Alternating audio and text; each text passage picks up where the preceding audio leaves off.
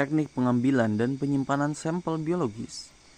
Teknik pengambilan dan penyimpanan sampel biologis memiliki peran yang sangat penting dalam menjamin kualitas serta integrasi sampel, yang pada akhirnya akan mempengaruhi akurasi dan keandalan hasil analisis dalam berbagai bidang seperti penelitian ilmiah, diagnosis medis maupun forensik. Pemilihan metode pengambilan sampel yang tepat serta penerapan kondisi penyimpanan yang sesuai merupakan langkah krusial yang tidak boleh diabaikan. Pengambilan sampel biologis melibatkan berbagai teknik yang disesuaikan dengan jenis sampel yang diambil. Pengambilan sampel darah dapat dilakukan melalui beberapa cara seperti venipunctur, pengambilan darah dari pembuluh vena, tusukan jari untuk darah kapiler atau dari arteri, meskipun metode ini jarang digunakan. Untuk sampel jaringan, prosedur dilakukan melalui biopsi, yaitu pengambilan sebagian kecil jaringan, atau melalui pembedahan untuk mengambil jaringan secara utuh. Pengambilan sampel urin umumnya dilakukan dengan mengumpulkan urin dalam wadah steril, baik secara acak maupun pada waktu tertentu sesuai kebutuhan analisis.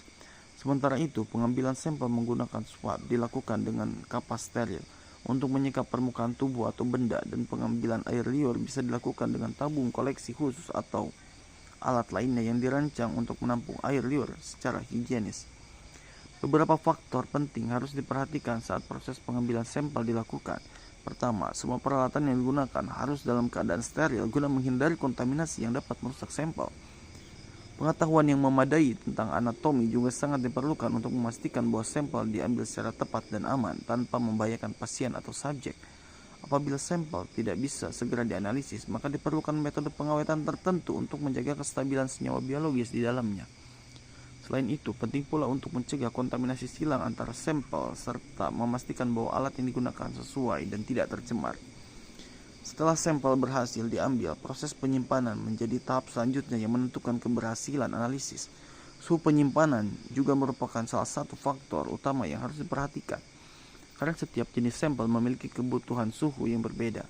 Beberapa jenis sampel dapat disimpan pada suhu ruangan, namun sebagian besar memerlukan pendinginan atau bahkan pembekuan agar komponen biologis di dalamnya tetap stabil. Wadah penyimpanan juga harus disesuaikan dengan jenis sampel yang harus bersifat kedap udara, steril, serta tidak bereaksi dengan isi sampel. Dalam beberapa kasus, bahan pengawet kimia ditambahkan untuk mencegah degradasi sampel, terutama jika waktu penyimpanan cukup lama atau transportasi diperlukan. Saat pengiriman, suhu penyimpanan harus tetap terjaga dan wadah harus aman serta sesuai standar biohazard jika diperlukan.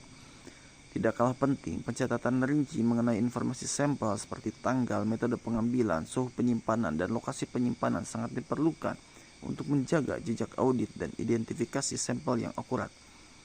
Contoh pengaturan suhu penyimpanan juga sangat berperan tergantung pada karakteristik sampel. Beberapa jenis darah bisa disimpan dalam suhu ruangan namun harus segera dianalisis dalam waktu 8 jam. Untuk penyimpanan jangka pendek, pendinginan pada suhu 2-8 derajat Celcius cukup ideal, seperti untuk darah yang belum dianalisis dalam beberapa jam. Penyimpanan jangka panjang umumnya dilakukan dengan membekukan sampel pada suhu minus 20 derajat Celcius atau lebih rendah.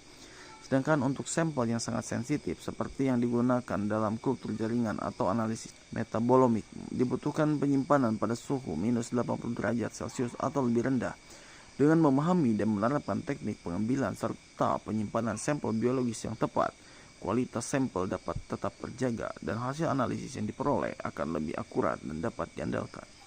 Oleh karena itu, penguasaan terhadap teknik ini sangat penting, terutama bagi tenaga laboratorium, peneliti, dan tenaga medis yang terlibat langsung dalam proses pengumpulan dan analisis sampel biologis.